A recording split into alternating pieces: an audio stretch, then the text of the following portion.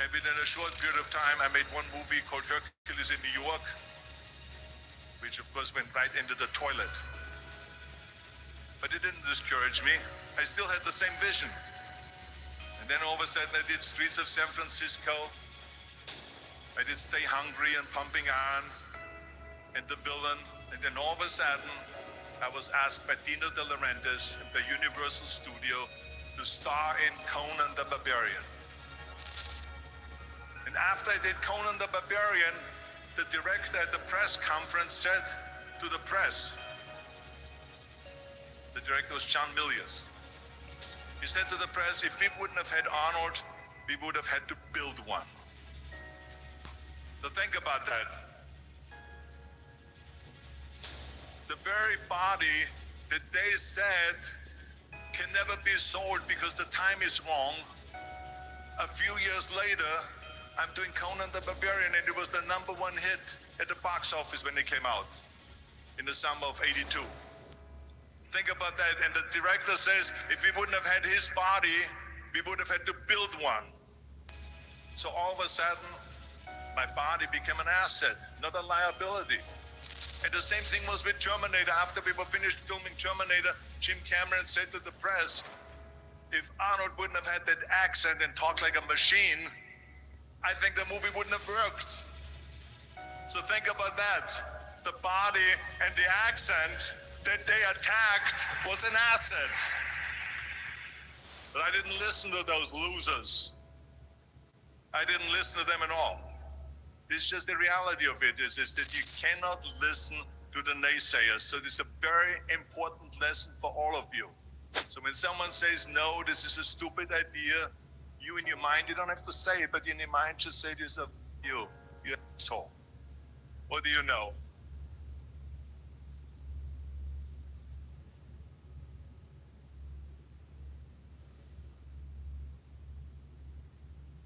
Sometimes life breaks you. But remember, it's in the darkest moments that your story truly begins. Most people wait for the perfect moment, but champions create it. Courage is never about being fearless. It's about jumping even when your heart is shaking. Greatness begins the moment you stop letting fear control your life. The moment you say, enough. I know you're tired. I know the anxiety, the pressure, the battles no one sees. But listen, you're not weak. You're human. And healing begins with one small step. Taking a breath, facing the day, and choosing not to give up, even when it hurts. Piece by piece, you rebuild yourself. Slowly, painfully, beautifully. Athlete winning, artist finishing masterpiece, businessman sealing deal. And then one day, the results show up. Success appears. Not by luck, but because you refuse to quit. This is your journey. This is your rise. Your story starts today. Your time is limited. So don't waste even a moment living someone else's life. The world will always have opinions, but only you know your path. Trust your heart. Follow what sets your soul on fire. Because your story is yours alone.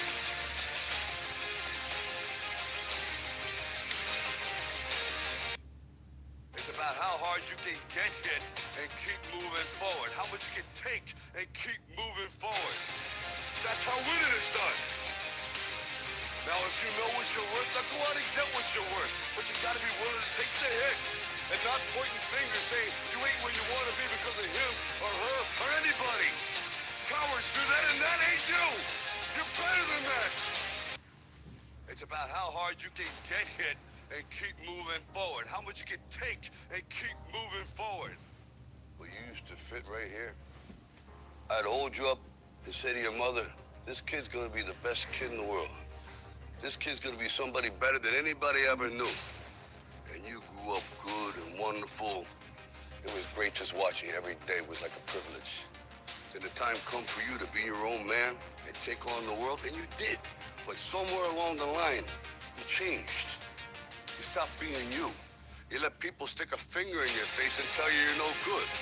And when things got hard, you started looking for something to blame. Like a big shadow. Let me tell you something you already know. The world ain't all sunshine and rainbows.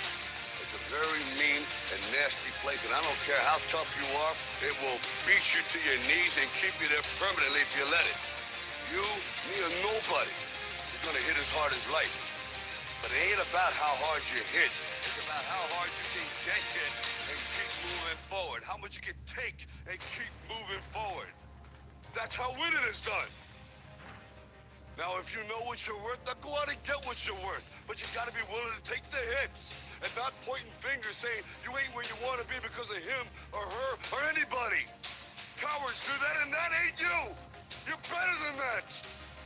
I'm always gonna love you no matter what. No matter what happens. You're my son and you're my blood. You're the best thing in my life. But until you start believing in yourself, you ain't gonna have a life. Don't forget to visit your mother.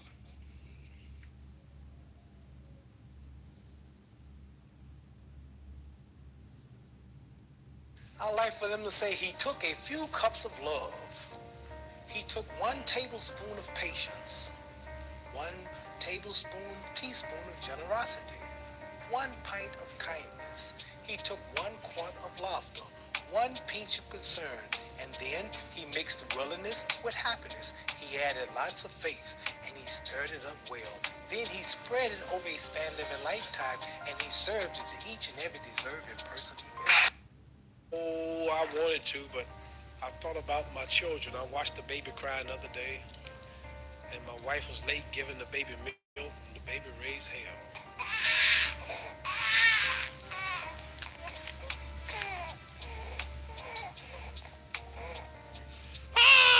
Just hollering. Don't know where they're going to get it, but they just expect you to have it. And I looked at about 6 more coming, and I said, 10 years from now, we'll be fighting. 10 years from now, that baby will just be 10 years old.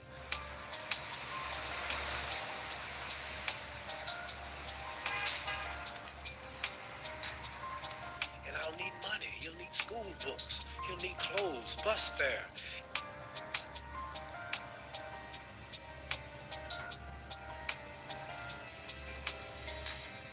And then 20 years from now, my daughter need a house, or she'll need a job. And it'll be shame to say, Muhammad Ali's daughter, a waitress in a restaurant.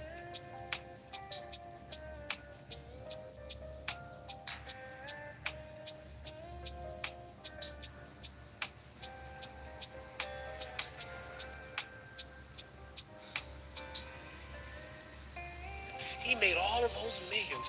Oh, there's his son over there. There's in here. What I'm trying to say, I can earn enough money in 5 years.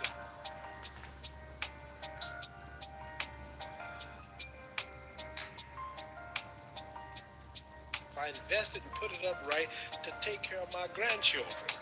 So I wanted to retire, but after I see these children coming, and after I see that they're going to have a hard time, maybe they won't be blessed to make it like myself, I can knock out Blue Lewis, I can go knock out Floyd Patterson, I can knock out Joe Frazier, I can come back and knock out if you get your Irish champion, come knock him out. So what I'm trying to say, if I can save up about $2 million, which is about how many pounds? That's almost $1 million. Almost $1 million. If I can save up 1 million pounds, then I can relax and go to sleep and retire and don't have to worry about my children, because this is a hard world. Don't nobody give you nothing. You have to work for it, right? Right. So I'm blessed to be able to beat up everybody. So I want to beat up everybody until I can't beat them no more. If I can go 10 more years, I'm going to keep on doing it.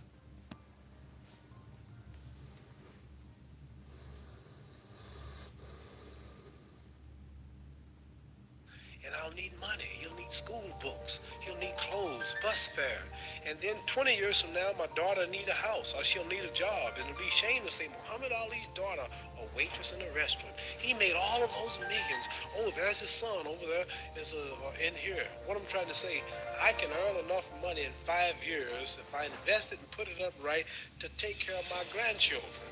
So I wanted to retire, but after I see these children coming, and after I see that they're going to have a hard time, maybe they won't be blessed to make it like myself, I can knock out Blue Lewis, I can go knock out Floyd Patterson, I can knock out Joe Frazier, I can come back and knock out if you get your Irish champion, come knock him out. If I can save up about $2 million, which is about how many pounds?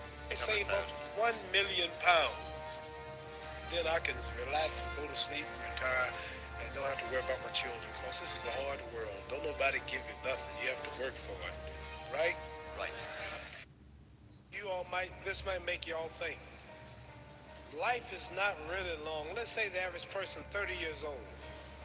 If you're 30 years old, you are not but about 7 years old. How can I prove it? Add up all the 7, 8, 9 hours you slept for 30 years.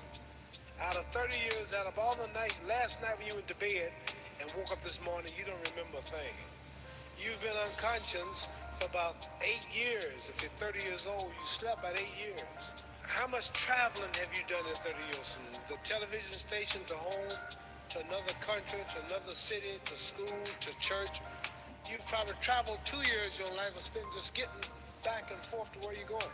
So there's 8 years of sleeping, 2 years of traveling. There's 30 years out of your life before you accomplish anything. How long do you sit in school? In America, we stay in school from the 12th grade from the 1st grade to 12th grade. Same here? Yeah. Virtually. 6 hours a day? Yeah. 6 hours a day for 12 years. Break it down. You sit in the classroom for 3 years without leaving. Okay, 2 years of traveling, 8 years of sleeping, 3 years of school. How many movies have you went to? How many wrestling matches? How much entertainment? How many movie theaters, live plays, baseball games? Probably 2 years of entertainment. So by the time a man, you older people know him, bear with us what I'm saying, by the time you have children, by the time you have made a way for your children, by the time you've paid for your home, you're pushing 60 years old. So life is real short. So you add up all your traveling, add up all your sleeping, add up all your school, add up all your entertainment, you've probably been half your life doing nothing. So when you're 65, ain't too much more to do. So did you know I'll be 65 in 30 more years? In those 30 years, I have to sleep 9 years. I don't have 30 years of daylight. I have to travel back to America, take 6, 7 miles. All my traveling, probably 4 years of traveling in the next 30 years, about 9 years of sleeping, television, movies, entertainment, about 3 years of entertainment. Out of 30 years, I might have about 16 years to be productive. So it's how we can all break individual lives down. What am I going to do in the next 16 years? What's the best thing I can do? Get ready to meet God.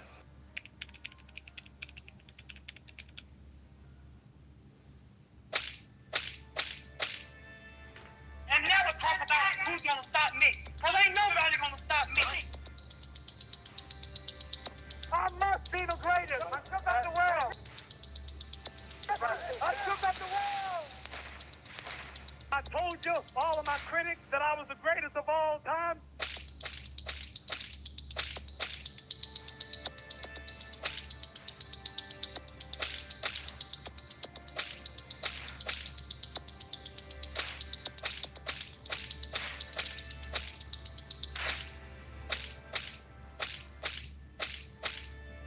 When you were a kid, you always bet certain fellas, I'm gonna be champion one day, and when I'm champion, I'm gonna come back and show you I'm wrong. Another said, guys, I'm gonna be a great doctor one day, and I'm gonna be a dentist, I'm gonna be a great scientist, I'm gonna be a president of the country. But very few people actually are able to make good of the boast and come home and say, I told you. I started feeling more confident. And then all of a sudden I realized that there was no one out there trying to kill me because I'm speaking.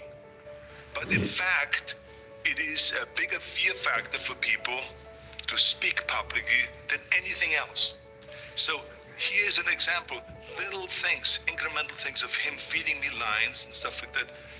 A year later, 2 years later, it got bigger, the speeches got bigger. And I started feeling comfortable being in front of a microphone, and the rest is history. I never was scared again doing public speaking or anything else because of those moments. Because I grew up after the Second World War. Austria, right along with Germany, lost the Second World War, thank God. And the problem was that everyone was so depressed because they lost the war that there was alcoholism everywhere.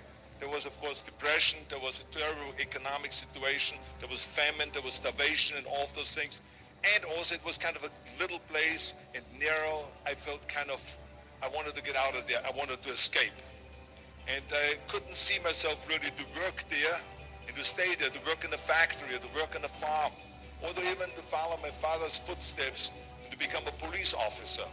I couldn't see that either. As a matter of fact, that's what my parents wanted me to do. They wanted me to become a police officer and to marry a girl by the name of Heidi and to have a bunch of children and to run around like the Von Trapp family in The Sound of Music.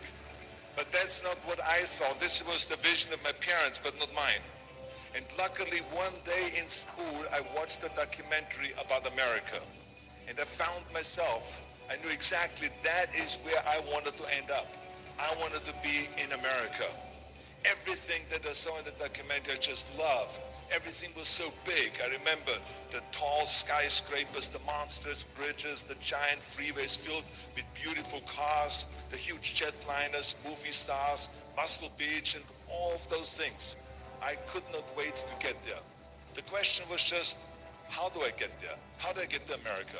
I mean, this was not a common thing to do way back in the 50s. No one had the money to travel or anything. But one day I was fortunate enough to see a magazine. And that magazine showed me the path to America. And it was a bodybuilding magazine. And on the cover was this very muscular guy that was standing there like Hercules with a Hercules outfit. His name was Reg Park. This Reg Park was on that cover, and I remember the cover said, Mr. Universe becomes Hercules star. I read the article as fast as I could, learning about how he grew up in Leeds in England, poor, and how he trained 5 hours a day, every single day, and trained and trained and trained and lifted weights. Then he finally became Mr. Great Britain. And then he became Mr. Universe. And then he won a second Mr. Universe title and a third Mr. Universe title.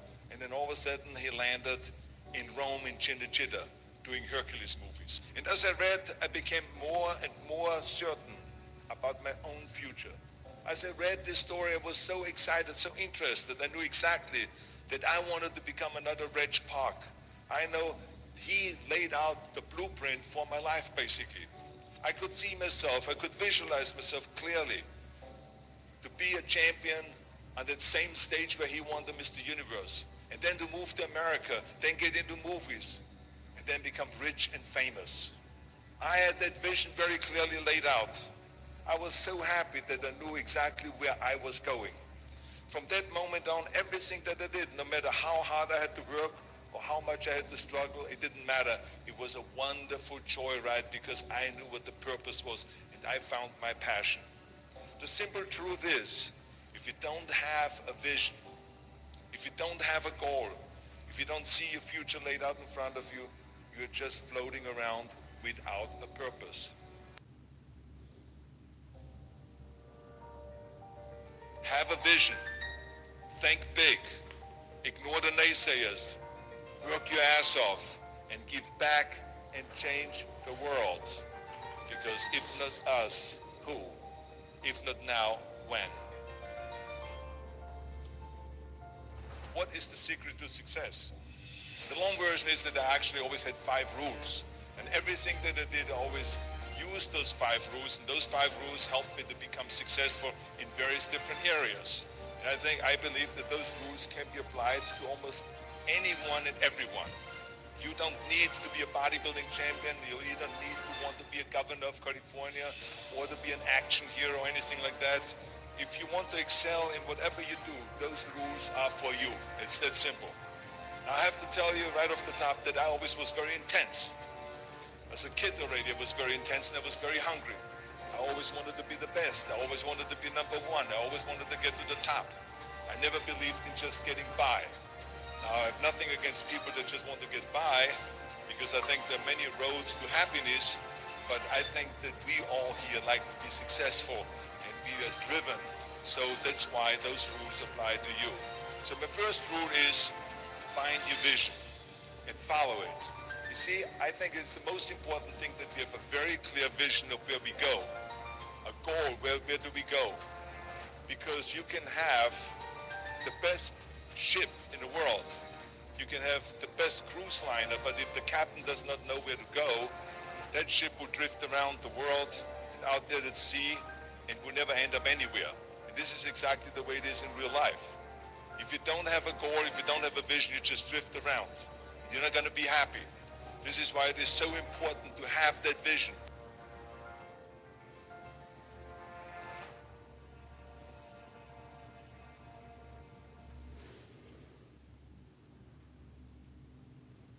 I worked on it as a visualizing myself very clearly as a lean athlete, because that's the only way I could lose that weight and all of a sudden get interested in running more, because up until that point I ran like 3 miles after training or before training or whatever, but now all of a sudden